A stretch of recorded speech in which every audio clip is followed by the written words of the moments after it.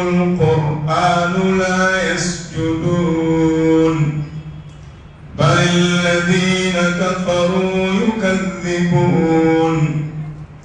الذين كفروا يكذبون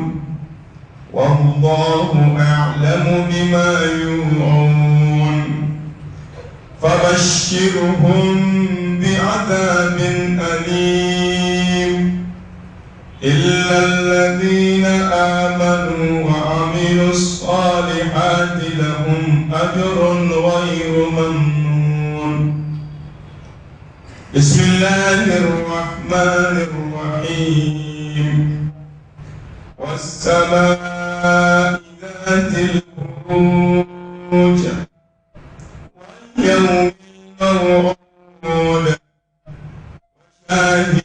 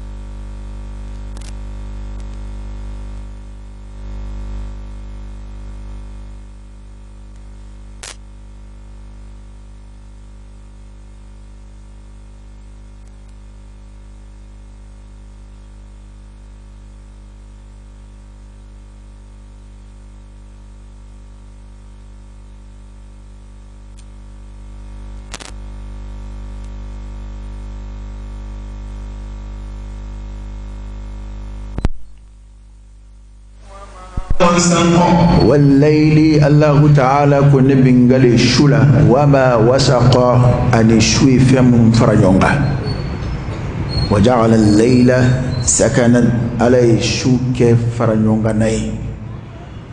شوي فم فرجونغا كرويدي شو دي بفن چرنيون كنيونغا وينما يا چوي جمانا منا تاني في چو jẽ tabiya jẽ yẽnama ya tabiya mana yɛlɛma cogo cogo sufɛla ni tilefɛla tɛ kelen sufɛla de basigi waati ye sufɛla ye fɛn caman fɛn yɛrɛ kelen caman bɛ fara ɲɔgɔn kan sufɛ de ara adamaden dama tɛ ala ka dali hali ni adamaden tɛ ka da kan n'a fɔra ko wa ma wasaqa k'a ye fɛn minnu fara ɲɔgɔn kan i bɛna miiri tuma dɔw la ko jamana dɔw la su ni tile bɛɛ la mɔgɔw carinen don u bɛ baara la diɲɛ dan tɛ mɔgɔ ye o fɛn ɲɛnama ka ca bon n'i ye ɲɛnamaya lajɛ ka diɲɛ yɛrɛ filɛ fɛn ɲɛnama fɛn o fɛn n'a bɛ dugukolo kɔ kan i b'a sɔrɔ su ni tile tɛ kelen y'u bolo tile fɛ fɛnw bɛ yɛrɛkɛ ka cari wa ja'alna an-nahara ma'asha fɛn ɲɛnamaw bɛ cari tile fɛ u balo ɲini ni su kora u bɛ fara ɲɔgɔn kan u bɛ don u siyɔrɔw la u bɛ dogo u wo kɔnɔ hali n'i ye fɛn ɲɛnama fasɔn dɔw bɛ yen minnu delilen don yaala la n'i y'u minɛ ka mara k'u ka ɲɛnamaya cogoya lajɛ i b'a sɔrɔ ni dugu jɛra u bɛ cari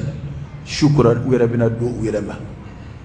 wala ko ne ala bingale su la wa ma wasaqa ani su ye fɛn minnu fara ɲɔgɔn kan y'a dɔn su ye adama kibaru ye sufɛla kɔnɔ ko ka ca o y'a to kuranɛ ye tanga ɲini ayaw di an ma ka bɔ su tɔɔrɔ ma والقمر إذا اتسق والقمر الله تعالى كن بنغل كلولا إذا اتسق نكلو كوللا ناد دفرا يرو كلو جولي بالدمن فتيني دو أبو كمبايا دون دوني أبو تولا فا كولي بلا دفا أتلي تناني شو بتا دفا كما من وباسورا كولا نغا سيبا كروجي على كمبنغل كلولا إذا اتسق نكلو نا كوللا كدفا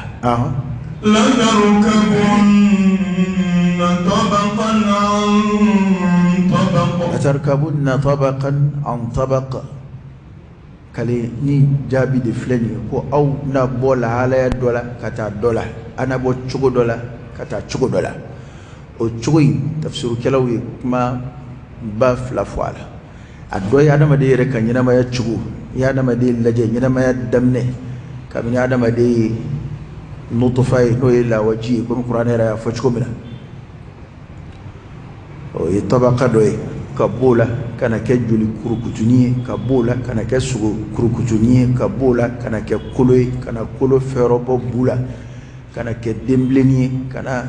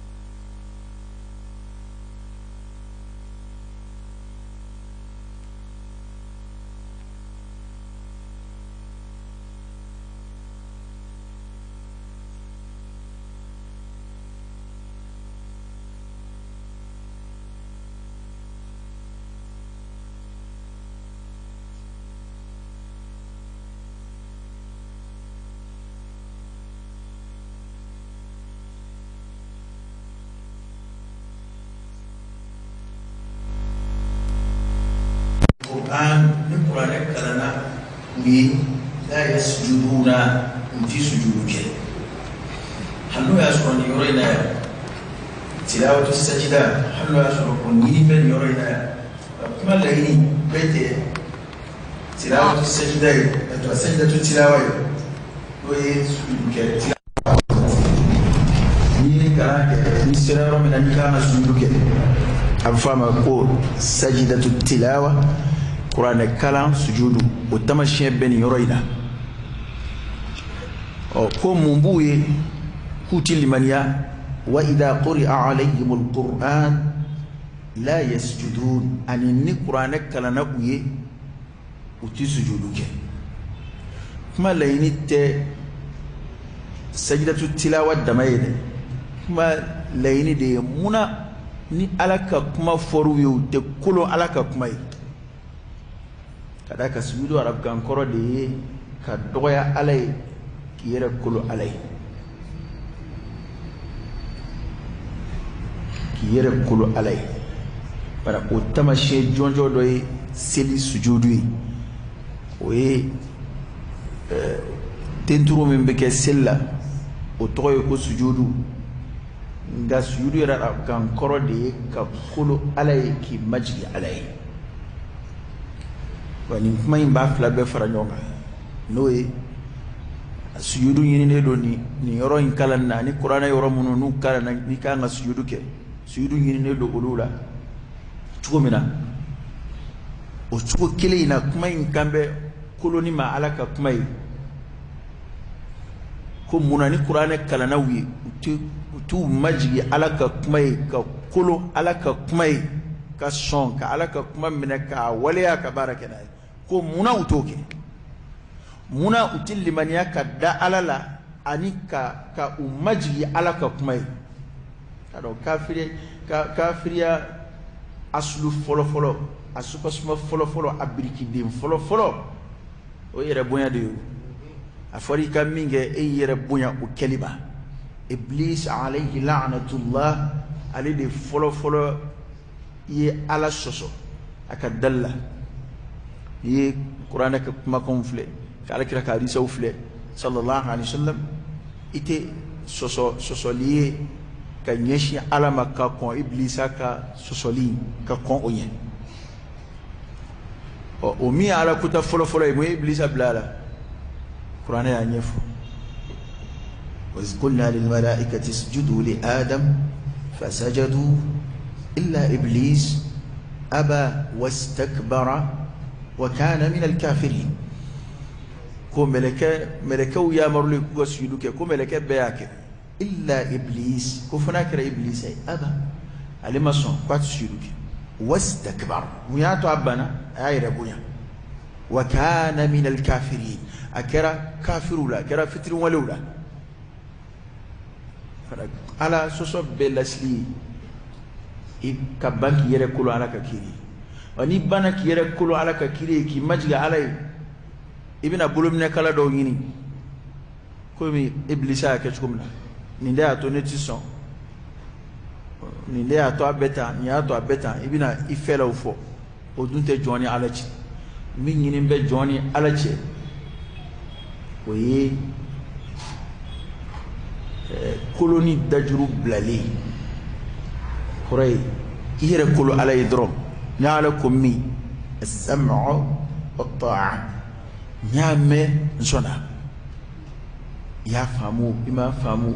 ya layini don ima layini don ni ya maru bora ala yoro fu ima yini efe foka ihre kolo ala mu'minu tanuni odi innamal mu'minuna alladhina idha dhukira Allah وجلت قلوبهم وإذا تليت عليهم آياته زادتهم إيمانا وعلى ربهم يتوكلون فنكون نقرأ كلا نوي وتو يرى ماجين قرآن وتو يرى كلهم علي تو يرى ماجين على كمكان على كآيوي نقرأ كلا نوي قرآن على كمكان كوني قرآن كلا نوي وتو يرى ماجين علي كقرآن كمكان من كباركنا بل الذين كفروا يكذبون بل الذين كفروا ko ma munun kafiriyara yukadibun ulu be kalunjiyalike ba fo lahara te cin ba fo alakira ka ci de te cin ba fo saka kunu te cin ba alaka kibaru ko ku kalunjiya والله أعلم بما يوعون والله كسر على يعلم أعلم الذي بلد دوني كلاي هل كتموي ركا بما نفي يوعون وبمن دوكم والله أعلم الذي بدوني كتم بكا بما نفي يوعون من بوكم سكون كلروكا من دتكو قريب uka kafiri ya kunyemi ya alabado uka irebo ya kunyemi ya alabado obi bembembe munun kes aslama ya control ala kadina control ala bodon uka laini yemi uka kafiri ina ala bodon hali munun ni sonedo ama ko alakira ka kuma yicin sallallahu alaihi wasallam ga luka bode tala uka bunya tala ode uba ama ko uduskun be min dogo ala bodon ko oyoro ina ya angeli beka nga donc pa andusku be mindugo ko ala bo don imani yere je chugo imana kalika sheke chugo fala tuzakku anfusakum huwa a'lamu biman ittaqa akana yere saniya tu'allimuna Allah bidinikum aw ala la dunya kadinana kalla ala kaba kolo kono kodon ay du kolo kono kodon ay ayru kono kodon innahu alimun bi dhati sudur iskun kono ko yere ala de bado wala ko nunumbe ala kalontiya o be ala ka kuma ko kalontiya ko kasura ala de be donike be mani fe yu'una bi famin dugu kono iskun kembe kamin datko kolkoli modo do ko den ku tafo damba la parkira ka kreci damba la ko qur'ana ci nga uluka bunya tala ba o bunya nyini min flu ya no korota nyini we ma halakira tarkula a ni bunya nyini na ubwala atobi dele ni korota nyini na ubwala atobi de ni ka bunya tan ngoina nga korota te ala we ma min ban chena o ka chale folo a jamakulu min no ni yorobu yana ni ngoina ka teme jamakulu beka o yahudiyawe yahud olu yere de kum be koroto kira laba nali koro u ka kitabu yi alkira kofo sallallahu alaihi wa alihi wasallam ni alkira nali tamashiw be na mangutu dafali olu yere de kum ba fo barakira don baka dina don be qur'ana ko kalama kasi hakala alaku alladhina atainahumul kitab ya'rifunahu kama ya'rifuna abna'ahum fa kitabu di mamnuma amro kitabu dunge al yahud wan nasara ufla be ga yahudi o tade kunkolo ka green katame nasara ka o kube alakira don baka cintkiya don be qur'ana don ba don ko qur'ana ala kuma kai kama ya'rifuna abna'ahum kum bu deum don chugumila ada araba de flito adema bota here de ko na ku ba alakira don kum bu deum don chugumila gauna tabe muna umasso katu alakira no fi sallallahu alaihi wa alihi wasallam chere la kwa bunya fintala koi nga alama nyina ma de sigi bunya nyini yere ka no te ibna mimiri chendo ga bunya talaw afara ko de kala redo ni au ni nana ila maka ke kala niwi adama ne aka yilla ma sharia srafa adama ne aka yilla bulo te bunya ibli de al mushrikun magan kafru kun sombe jonu ka fuku be do kala ma chide ya kula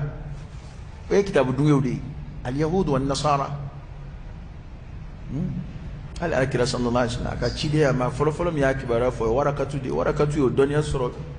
من ياسر النصارى اللي في من أهل الكتاب كلاك كبار أنا كتمشيون عليكم أيو دون نصارى ودي kibaru yawla al yahud uluku yemgowi nabi ma chama borula qur'an ere yofo uluka jetela ulu yere de nabi man buruju wi hal ni nabi man lamay won bina sika kon dala bo ulu de la ana rabbu arabula uluku ba famunu ma fa al ummiyun fa arabu yakun fi mude te fuido o cide nana fuy ulula cide un la qorotale ulaf samanti Allahu a'lamu haythu yaj'alu risalata ala de ba do baka cide yanke yoromina wa ala de ba do baka ko ke yoromina hey ko te adama de sa yala de ngan jantola di an jama magosa ala ka kishi magosa ba si ko be ala sa yala ala de ba do baka ko bo yoromina ala ka sababu be abulu ala ka ko tlali be ala yere de bulu dhalika fadlullah yu'tihi man yasha wallahu dhul fadli al'azim nga adama de famba masika ni famu kamini folo fuka sibima wembe anin koyi karuni na kaka walma karuni na kaka walma nede na kaka walma ahliya benedila onanyo anaku aladu bitlali ke chugula chugumin kadai alay nin ciden yayi adi arabu de ma ulu kumbulum majam ko kunfiu ulu duma don nin kirayen ni de kiraya ula qorotale kiraya labado nin kiray mangutu fora amena nin bora jamakulla ma shitna siga qorota o jamakulu ka ni doni ble abada jiye to kono nin qur'ana indira kulo kuluma ma shit siga qorota o cide na no fetuba ka ble fuka jewi o kera mi u yere bunya amma fam babbe sara kuto ala kira juguyella amma fam babbe ala kira no fe ashima ke fuyi muya suma yere bunya muya suma bunya yini ala kan shi bunya yini toro fabashshirhum bi'adabin alim fabashirhum ko mana ukibaru ya unisoja na fara ko unisoja ni hera ko de bina fi konga ni nyangata bina fo kafiru ni ala yo fo ni sogayi ko yele bona fotugodi o ka yele bona ke kafula ko kafiru munu men joyina fabashirhum unisoja o koreidi ukibaru ya na kibaru ya lin afora ni tabshiru sigai weka ni ko mama kwaka ni soja ni kojugui ado o fotugo fana ka jugun ka teme ni man ni soja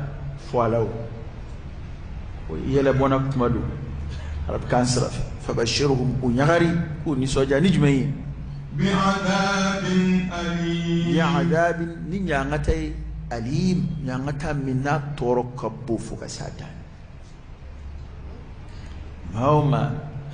ni sara hito kafiriyaka amana ke kafiriya nona yayi kafiriya at-tafsiru te dore mamunun kafiriya fema alakiran nana nimmi abana al-kufru millatun wahida kafiri be ko kili jige o quraydi mauma ya alakira kalonskiya islamaya konin gono islamaya be min ye ola a oye ini ala table de ini aljina ko table de ka alakira kibaru me ka dina kibaru soro ka saka sori ma son ka twano fe aljina ko kuma to la de amana nyo musalaha chugu tasamuhu manake chugu taayushu manake chugu bengembe minga aslama don bo fe o yoyede nga kuma ko ngele rabbi de ak gele rafuga sadal ayre hine buyana katema alaka aw hine buyana katema alakira ka sallallahu alaihi wasallam alayra ka jomunun la ulu ko jaraw yi katema alayra ka ya da adama do ni yela mana sisa ba fu be kiri ba ala kiri subhana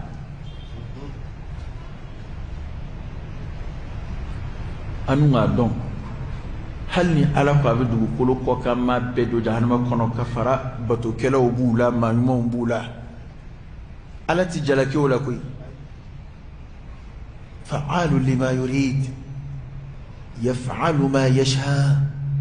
ala lahu al-khalq wal-amr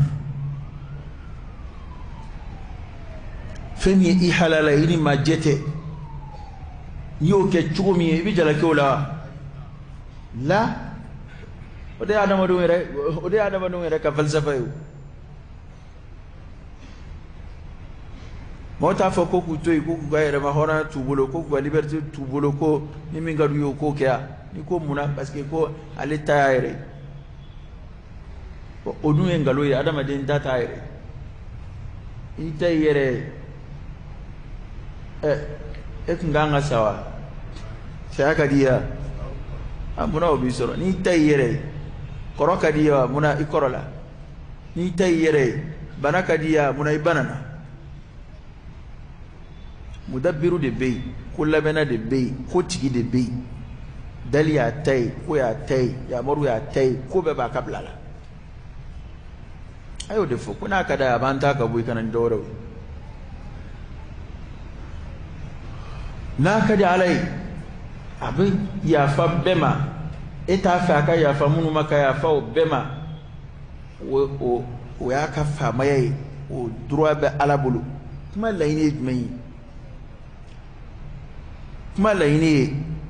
kafiru na farako ba munu madala kira sallallahu alaihi wasallam ko utikishi ni be madam be je kono bino be madala kira la obe nyangatali est-ce que o kaka ni kuma fo ka dawde ka est-ce que o kaka amanga ede kiyera nyini ngawla o de te e nyesra la mele ni vora e abana e dae e ka dawlay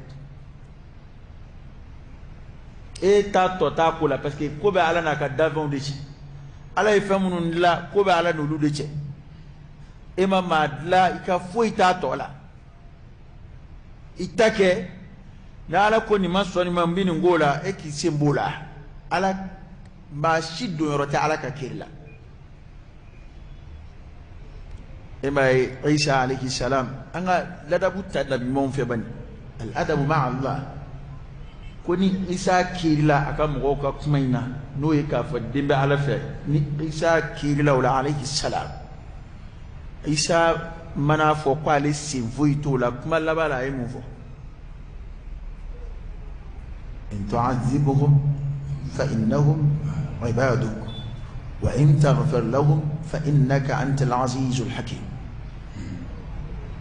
Isa ma tadakhulu foyi kɛ a k'u filɛ ni yu nyangata e ka jonde do ne ka foi to la ale da do rota ala na ka jonje ni ya faru mafana e de ala de bunya masai e de kiri masai hala mason afo e de ya fa masai e de hina masai parce que na ku yo dobla kuma nyefe hakilima ba fa mo e koreali de abukuma abake ka koreali ke ka ta ala ka ya fa yini ni mabuye gai ku kiri bede siga alama ale konta yo foko bwala nunu wanga foko faranga be e alala a otuni ne jema kaida uka foko ne Isa e ala denye subhana otuni ne jema kai uka fo ne ba Maryama ya alaika faraika otuni ne jema kai e mi vone no yika kelebandia ne o dama de fui we reflect mani ba ke chukomina e de ka jondo ambe de kango famu na bimo no fe ala na ka jonche e ki simbo ola min na efe e koke Qur'an ayo be min foye o yedi mamun kafirera kuka fo ku bi nyangata e be mo reyni ko bedum ba do ma kafirera ala kirama sallallahu alaihi wasallam o kafiri di ato mana ke fen fen ma ko ala kirate kire Qur'an te ala ka kitabu jigine halno asori dambe cidin tawla halno asori dambe la harasilla silamɛya kɔni n bɛ kafiri jumla min ko fɔ e b'u la dɛ ni ite kafiri ika dina na we ngodi gaslama ya konna ya iye kafiri o foli tsiga ke ko e kojuguye ko e kuma juguye ko yofo o foli tsiga ke ko ba ambali ka balu jonga o foli e ko kirate kirayo ya ambali ka balu jonga ene ka fe kafiri ane ka fo kirate kirayo aflaj me ngabu ala ka kilmandam إلا الذين آمنوا وعملوا الصالحات لهم أجر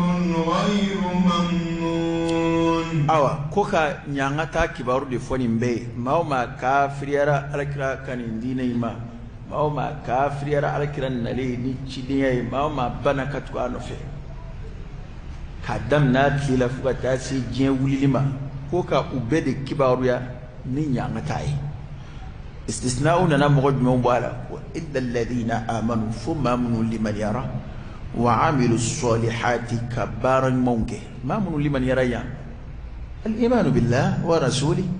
قد دعلنا كتشيدي لا ودكودو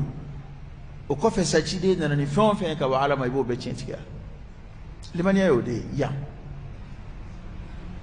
كفوا ما آمنوا لمن يرى وعملوا الصالحات كبارا مونكه لهم أجر كسر بولوي غير ممنون سرام منات كوتشك سرام منات كمانيا رجع على الجنام ماما كإسرة الجنيه كإسرة من قبولي القيامة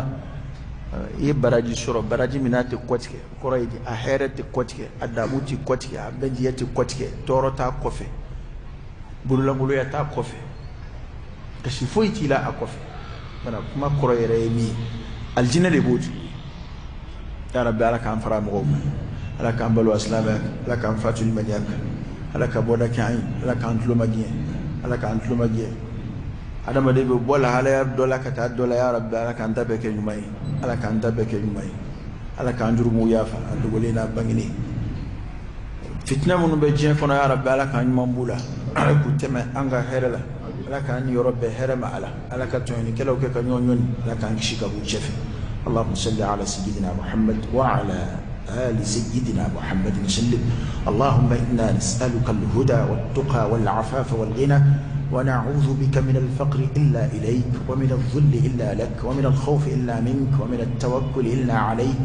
ومن الرجاء إلا من عندك ولا تخيب فيك رجاءنا وصل اللهم وسلم وبارك على سيدنا ونبينا وشفيعنا وحبيبنا محمد وعلى آله وأصحابه وسلم تسليما كثيرا سبحان ربك رب العزة عما يصفون وسلام على المرسلين والحمد لله رب العالمين.